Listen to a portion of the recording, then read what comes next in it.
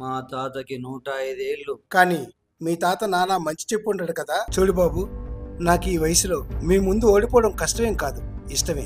మీ దగ్గర ఓడినంత మాత్రాన నా పెద్దరికం చిన్నబోదు. మిమ్మల్ని జీవితంలో సమర్థవంతంగా గెలిపించాలన్నదే నా ఆశ.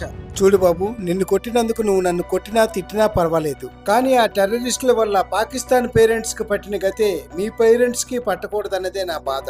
ప్రతి ఒక్కరికి సంఘనీతి, పాపభీతి, దైవప్రీతి ఉండాలి. అప్పుడే మనం మనుషుల్లా ఉంటాం. ఇక్కడ మన మతాలు వేరైనా అందరి అభిమతము ఒకటే, అదే వందే మాతరం.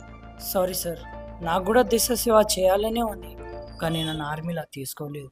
పర్వాలేదు, మళ్ళీ మళ్ళీ ప్రయత్నించు. అసాధ్యం అంటూ ఏదీ లేదు. ఒకవేళ కాలేదనుకో, నిరాశపడకు.